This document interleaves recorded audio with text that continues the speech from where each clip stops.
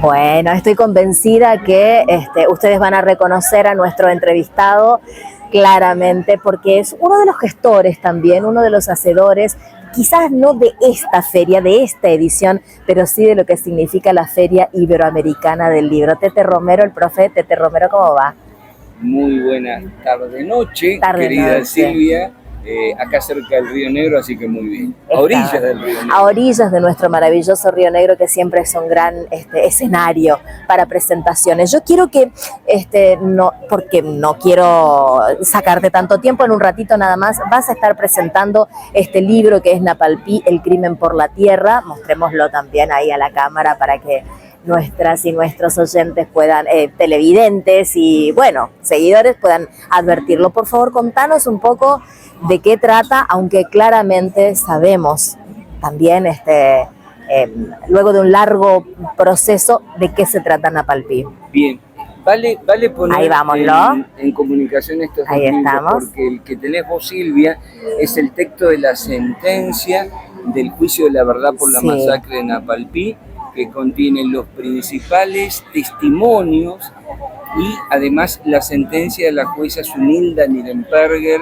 el aporte de los dos fiscales, que además escriben el prólogo de mi libro, Federico Carnier y Diego Vigay, y que establecen con claridad, porque hoy ya no hay lugar a dudas, que fue un delito de lesa humanidad, un genocidio, que el motivo fue económico, la apropiación de la tierra y el uso de la mano de obra semiesclava, y sobre todo lo que plantea la jueza en su dictamen es la necesidad de una pedagogía de la memoria para que nunca más vuelva a suceder.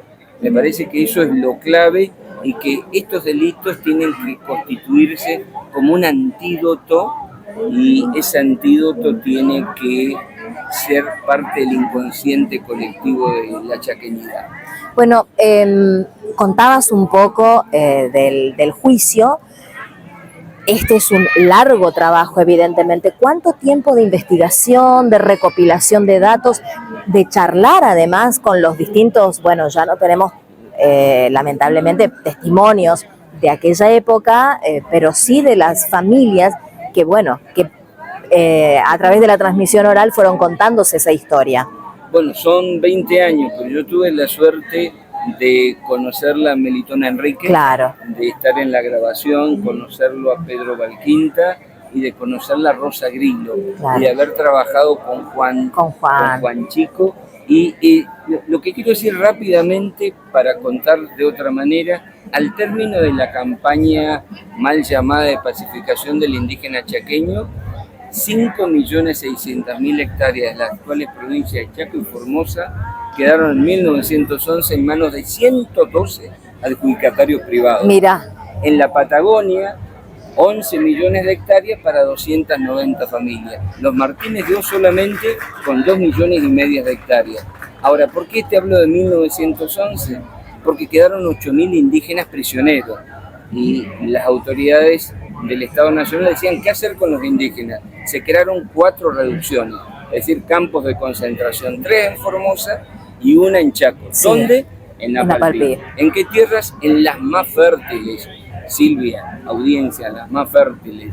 El Chaco no era productor algodonero y tenía una baja población. Entre 1911 y 1924, no solamente que triplica su cantidad de habitantes, de 20.000 pasa a tener más de 60.000, sino que se convierte en primer productor algodonero.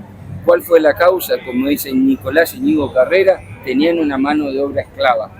Los indígenas que usaban brazalete blanco, que eran los que podían trabajar, porque el que era chúcaro o chúcara andaba afuera y podía ser asesinado. Y la huelga, hay que explicar la masacre de Napalpí primero, porque hubo una huelga indígena agraria, la primera, porque peleaban por mejores condiciones de salario. Pero esto tiene que ver con toda la década del 20, lo que sucedió en la semana de la Patagonia trágica, en la semana trágica contra los obreros en 1919, en Las Palmas entre el 20 y el 21, hubo al mismo tiempo que una gran opresión, una conciencia de la opresión. Mucho tiempo se trabajó como víctimas a los indígenas, en realidad eran sujetos. sociales y políticos con una conciencia, porque mientras al colono le aplicaban 100% lo que ganaba, al indígena se le descontaba el 35% Claro. a la hora de pagarle. La cuestión es que también el periodismo tuvo un rol clave en la inoculación del odio, particularmente La Voz del Chaco, porque durante 2 meses se agitó el fantasma del malón. Hubo una psicosis social de tal manera que se va escalando en el increyendo de la tinta de La Voz del Chaco hasta el punto de plantear los últimos días antes del 19 de julio es necesaria una solución final contra el indígena. Aparecían en titulares, saqueo, diezmado una familia a los días, pero perdida en la última página, no se pudo corroborar la veracidad de tales hechos, pero el efecto estaba cumplido. Claro. Se había inoculado el odio. Mientras tanto hubo otro periodismo que quiero homenajear, El Heraldo del Chaco, que pasó a llamarse ya El Heraldo del Norte, porque para decir la verdad tuvo que mudarse a Corrientes. Mira, para poder por la contarlo. censura existente.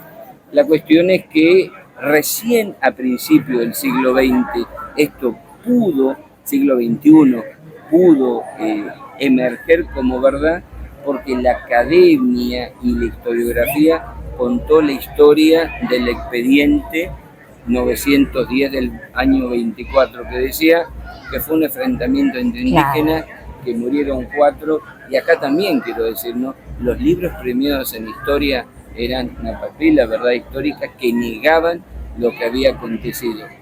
Necesitamos la emergencia de un Juan Chico y de indígenas que hicieran la investigación en su propia comunidad. Hay que decir a la población que en Napalpí había perdido la lengua, fíjate como una de las consecuencias del genocidio, no se hablaba la lengua y sin embargo estaban las memorias en la oralidad de las personas que habían sobrevivido, pero la historia no creía en las memorias orales y menos en la de los indígenas.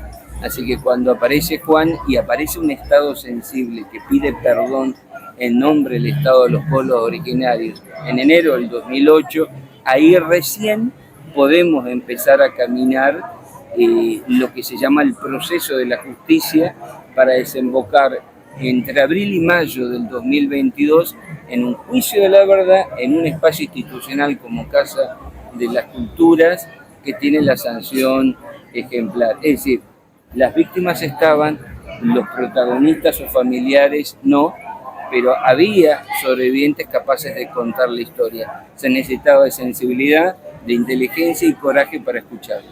Bueno, es súper interesante. Vos sabés que me acordaba cuando ibas contando de la cobertura periodística que se hizo, de cómo es que se contaron con numerosos testimonios para el juicio en particular.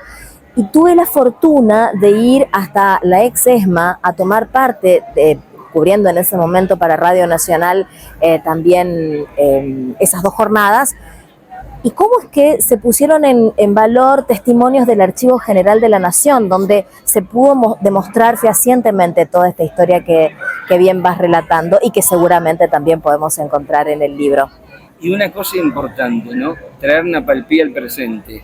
Cuando uno explica los móviles económicos, es un crimen por la tierra, uno dice, bueno, ¿y cómo traerlo al presente? El DNU 70/23, que cuestiona y busca la derogación de la ley de tierra, de la ley de bosque, de la ley de manejo y control del fuego, ahora que hay tantos incendios devastadores, de la ley de los glaciares, de la ley de minería, advertimos que no solamente buscan el control y saqueo de nuestros recursos naturales actualizando Napalpí, sino que para eso tienen que demonizar a los mapuches, tienen que demonizar a todos aquellos que aún viven en esas tierras que son de su codicia, o los jujeños, los indígenas jujeños que viven en zonas de litio. Por lo tanto, Napalpí está vigente hoy y inclusive cuando nosotros advertimos el nuevo ordenamiento territorial de bosques nativos que hay en el Chaco, cómo avanzaron sobre las zonas otrora prohibidas, la zona amarilla, la zona roja, que la justicia ha intervenido a través de una presentación del Colegio de Abogados Ambientalistas, advertimos que el genocidio no cesa, el genocidio opera, primero en un tiempo, 1924, pero después sobre los sobrevivientes, sobre sus memorias, lenguas, sobre las coerciones que impiden contar una historia. Por eso es tan importante que no solamente este libro, sino la sentencia circule y se convierta en un poderoso antídoto para explicar no solamente por qué no hay que cometer genocidio, sino por qué hoy el grave problema es el terricidio, es decir, los delitos de lesa naturaleza. Tete, te agradecemos muchísimo este adelanto de la presentación que se va a realizar en un rato nada más, y vamos a invitar a que, bueno, puedan ver el libro en Librería Contexto, que es la editorial en este caso, pero también estará en todas las librerías, asumo. Efectivamente, y en la Feria del Libro a mitad de precio. Hoy vamos a estar presentando con el doctor Diego Vigay y con Gabriela Morínigo de la Fundación Napalpí. Vamos a estar presentando en el Espacio Violeta, acá cerquita, a las 20 horas. Bien, gracias, Tete. Muchas gracias a vos.